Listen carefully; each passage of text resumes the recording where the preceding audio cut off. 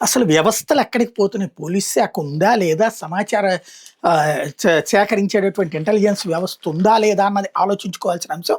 అన్నమయ్య జిల్లా రాయచోటి రూరల్ మండలం మాధవరం గురికాని వాండ్లపల్లిలో టీడీపీ మంత్రి రాంప్రసాద్ అంచులు మరో రాక్షసకాండ సాగించారంటూ సాక్షి రాసుకొచ్చింది. మారణాయుధాలతో చెలరేగిపోయారు. కట్టెలు, రాళ్లు, మందు బాటిళ్లతో దాడులు చేశారు. నివాస గృహాల్లో పిల్లలు, పెద్దలు, మహిళలు అన్న తేడా లేకుండా దొరికిన వాళ్ళని దొరికినట్టు చితక్కొట్టి తీవ్రంగా గాయపరిచారు. దాడిలో 20 మందికి పైగా గ్రామస్తులు గాయపడ్డారు. ఆదివారం సాయంత్రం జరిగిన ఘటన గ్రామంలో యుద్ధ వాతావరణం తలపించింది. గురువు కాని వేండ్లపల్లికి 2023లో అంగన్వాడీ కేంద్రం మంజూరైంది. అయితే స్థానికంగా ఉన్న ఒకళ్ళు కోర్టుకెళ్ళి స్టే తేవడంతో అప్పట్లో నిర్మాణ పనులు ఆగిపోయినాయి. అంటే అప్పుడు జగన్ ఉన్న టైంలో ఆ స్టే తెచ్చింది మేబీ అప్పుడు తెలుగుదేశం వాళ్ళు అయి ఉంటారు. తర్వాత కూటమి ప్రభుత్వం అధికారంలోకి వచ్చాక నిర్మించిన పునాదులను పెకలించేందుకు మంత్రి అనుచరులు ప్రయత్నిస్తారు. దీనిలో భాగంగా మంత్రి అనుచరులు జేసీబీతో ఆదివారం ఆ గ్రామానికి వచ్చారు.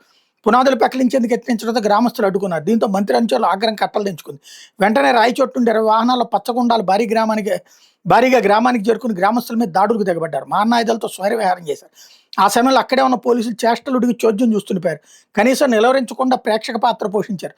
దాడుల్లో బాలినేని మనోజ్ తలకు బలమైన గాయాలై కపినేని రామానుజులమ్మ స్పృహ పడిపోయారు. చంటిబిడ్డ తల్లి రెడ్డిరాణి తీవ్రంగా గాయపడ్డారు. పెయింటర్ మల్లికార్జున, అనారోగ్యంతో మంచాన ఉన్న వృద్ధుడు రామదాస్తో పాటు మరో 15 మందికి పైగా తీవ్రంగా గాయపడ్డారు. మంత్రి రాంప్రసాద్ రెడ్డి అంచర్లు 100 మందికి పైగా వచ్చి మా గ్రామస్తుల మీద దాడి చేశారు. సిద్ధార్థ గౌడ్ అనే వ్యక్తి తన వెంట వచ్చిన వాళ్ళతో కలిసి దాడికి తెగబడ్డారు. గ్రామంలో మంత్రి రాంప్రసాద్ రెడ్డికి ఓట్లు వేసిన వాళ్ళని వదలకుండా ఇళ్లలోకి చొరబడి మరి కొట్టారు. ఇలాంటి దాడులు అరికట్టాల్సిన పోలీసులు చోద్యం చూశారు తప్ప నిలువరించలేదంటే ఎంపీటీసీ మాధవరం విశ్వనాథ నాయుడు స్టేట్మెంట్ ఇక్కడ హైలైట్ చేశారు.